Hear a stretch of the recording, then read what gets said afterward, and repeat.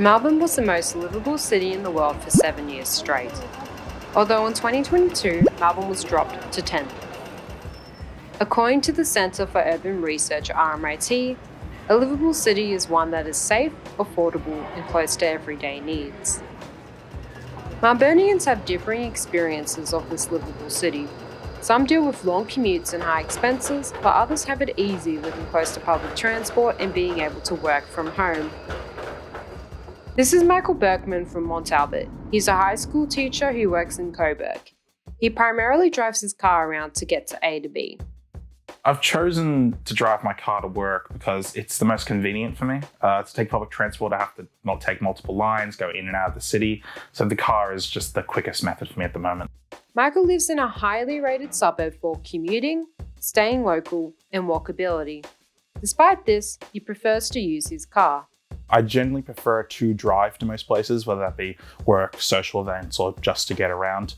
I like the freedom of getting to choose when I go places and when I leave. If I'm going into the city, I would mostly take public transport because I don't want to pay parking fees in the city. So I'll find a way to either get dropped off at a station or somewhere I'm comfortable parking and take the train in that way.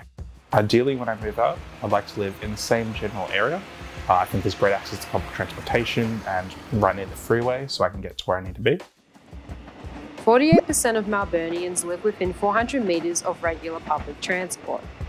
Despite this, 54.5% of Victorians drive to work and 4.4% use public transport. So my name's Antonio Caruso, I'm 20 years old and I live in Burnside Heights. Burnside Heights is one of the worst areas for commuting. On top of that, Antonio studies at Monash University on the other side of the city. So I've chosen to drive to uni instead of taking public transport as it's way quicker and more efficient for me to travel to campus and attend my classes on time. Driving to uni twice a week, there's a lot of expenses, including petrol money, which would cost me about $60 a week for a full tank. And in addition, there's the tolls I have to pay travelling through the Burnley Tunnel twice a week, so it's about $18 to $27 a week. Driving is the most expensive mode of transportation, yet Antonio is forced to drive his car due to poor public transport in the west. Also, public transport around my area in the western suburbs can be quite dangerous, especially at night time. And the quality isn't very good. And the buses usually, they're very late and not on time, mostly. Yet the Mornington Peninsula has an even lower score for commuting. My name is Domenica. I'm 80 years old. I live here in Rye on Christopher Court. The most location I travel from Rye to Frankston to take my husband to the hospital when I have to see the specialist. And we go with the taxi together. Catch taxi and come back, going back.